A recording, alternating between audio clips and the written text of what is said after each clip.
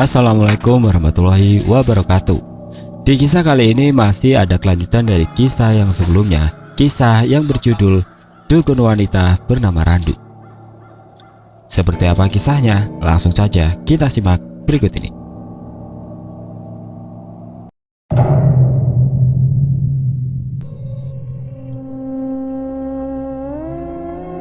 Nah, keluarga Nyai Ion sama kakekku itu kan beda desa. Jadi kalau mau ke desa Nyai Ion harus jalan kaki atau naik becak sejauh 3 km. Nah, pemisah antara desa itu kiri kanannya jurang sama hutan belantara.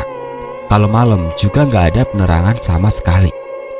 Nah, kalau dari desa Nyai Ion ke desa sebelahnya lagi, itu jalannya agak lebar. Pohonnya gede-gede. Nah, di situ Randu dan keluarganya yang mungkin sering melakukan ritual. Yang aku tahu dari cerita mamaku, dan kadang ada saudaraku juga yang masih bahas si Randu ini. Randu aslinya itu orang Sragen, terus entah kenapa pindah ke Sumatera Selatan.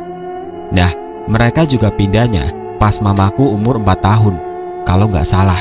Jadi mereka baru tinggal 4 tahun. Nah, kondisinya juga udah punya anak 5 dan tanpa suami. Nah, pindahlah mereka ini ke sebelah rumah Nyai Ion. Awalnya masyarakat desa kayak seneng gitu kan, ada tetangga baru. Maklumlah, satu desa itu cuma diisi 25 sampai 30 rumah termasuk masjid atau musola. Kalau sekolah juga harus jalan, 4 desa yang sudah lumayan maju.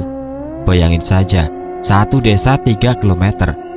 Kalau 4 desa jaraknya 12 km. Oke, balik ke topik awal. Nah, pas awal-awal pindah ke desa Nyai Ion itu, awalnya biasa saja. Tapi pas 2 bulan kemudian, Nyai Ion sama istrinya sering nyium bau dupa yang arahnya dari rumah Randu. Kadang dupa, kadang amis darah, kadang juga ikan asin. Tapi keluarga Nyai Ion ini masih kayak nggak mau seuzon gitu. Nyai Ion punya 4 anak. Yang pertama namanya Ricky, kedua Della, ketiga Febri, keempat Mediana, yang berarti mereka sepupu mamaku. Yang nurun Nyai Ion sama istrinya itu cuma Mediana, yang bisa ngelihat apa yang orang kebanyakan nggak lihat. Terus pas udah 2 bulan lebih, mulailah banyak teror. Awalnya kan di rumah Nyai Ion, yang ngerasain sama ngelihat ya cuma Mediana, Nyai Ion sama istrinya. Waktu itu kebetulan banget istri Nyai Ion itu masak sayur asem, tempe, sama ikan asin. Nah, itu untuk makan malam kan. Nah, pas Mediana balik dari WC terus mau ke dapur, dia lihat tuyul lagi jilatin ikan asin. Akhirnya Mediana lari ke depan sambil muntah-muntah. Terus langsung bilang ke Nyai Ion kalau di dapur ada tuyul. Pas Nyai Ion ke dapur, emang bener ada tuyul masih dengan tenangnya makan ikan asin. Akhirnya diusir pakai sapu lidi sambil dibacain ayat Al-Quran. Teror tuyul nggak sampai di situ saja. Nah, mulai dari situ teror dari genderuwo ini mulai terjadi. Jadi setiap malam Jumat itu ada aja kejadian ganjil. Padahal keluarga Nyai Ion udah yasinan gitu. Nah, pertama teror dari genderuwo ini itu ada darah di lantai kamar Nyai Ion sama istrinya yang pas banget seberangan sama gudang kosong itu. Darahnya juga kental banget, gak kayak darah manusia. Nyai Ion yang pertama lihat darah itu pas kebangun mau minum, katanya itu sekitar jam setengah 1 malam. Nah, malam Jumat kedua ternyata darah itu ada lagi. Kali ini di semua handuk keluarga Nyai Ion. Semuanya panik dong, karena ada darah di handuk. Akhirnya Nyai Ion kayak bacain sesuatu gitu sama istrinya. Darahnya langsung hilang.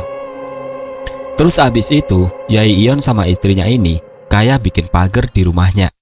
Setiap malam mereka sekeluarga ngaji buat bikin pagar biar nggak dapet gangguan apapun itu. Nah, semenjak rumah Nyai Ion dipagar, terornya malah merambat keluar rumah. Pernah waktu lagi pada ronda, terus yang lagi ronda ngelihat cahaya merah oranye gitu dari rumah Randu. Mereka pikir itu semacam teluh gitu, tapi ternyata bukan.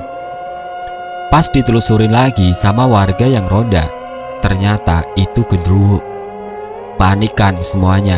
termasuk Nyai Ion. Dia bisa ngerasain bau anyir dari genderuwo itu.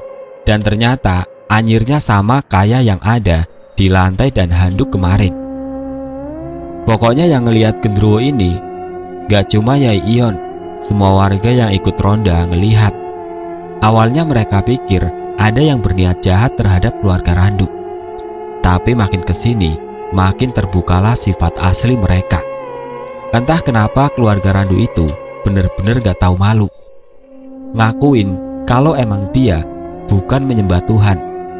Pokoknya keluarga Randu terbuka pas besoknya warga ke rumah Randu ngasih tahu kalau di samping rumah dia ada genderuwo ini. Nah akhirnya kan kayak ada acara gitu. Halal bihalalah simpelnya. Nah Randu ini cerita kalau dia udah nikah 2 kali. Terus dia juga cerita dengan gak tahu malunya kalau dia sering ngadain ritual. Awalnya warga desa kayak kaget gitu. Kok mau-maunya buka aib sendiri gitu? Dari situ warga mulai jaga jarak sama Randu dan keluarganya. Sampai akhirnya dia nikah sama orang yang terkenal alim dari desa yang ada di sekolahnya. Yang lebih maju gitu deh. Entah dari mana kenalnya, pokoknya warga desa Nyai Ion ini kaget. Terus mereka pikir juga ya alhamdulillah dapat suami yang alim.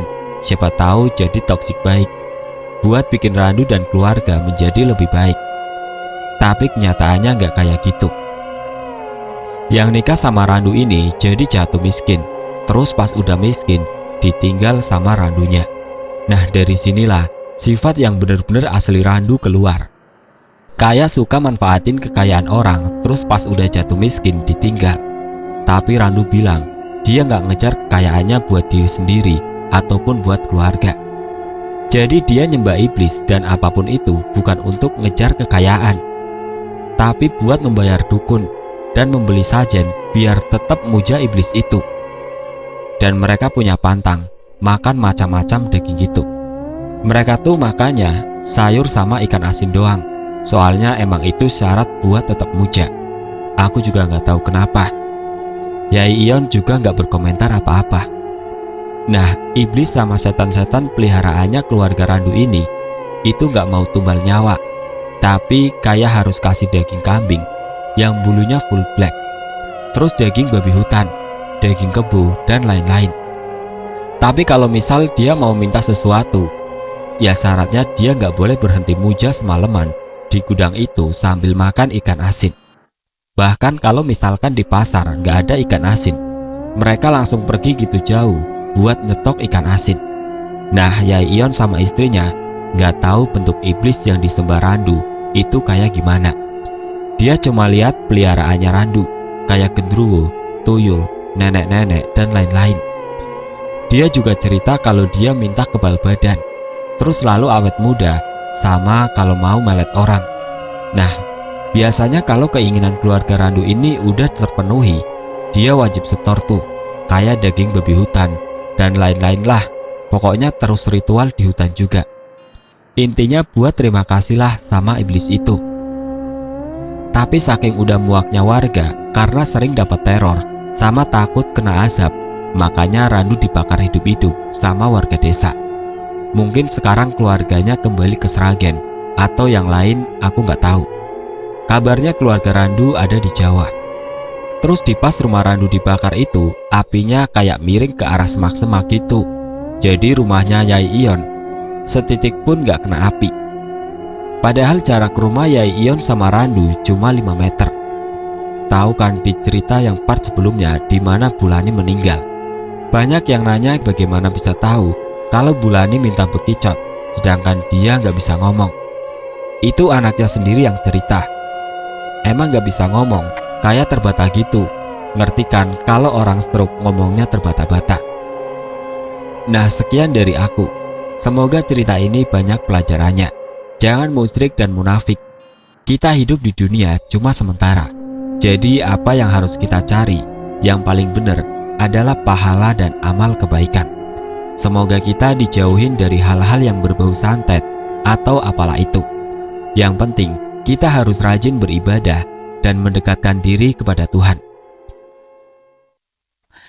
Terima kasih buat yang sudah mampir ke channel ini, dan jangan lupa untuk subscribe channel ini dan nyalakan lonceng notifikasinya. Dan sekian untuk kisah kali ini. Akhir kata, wassalamualaikum warahmatullahi wabarakatuh.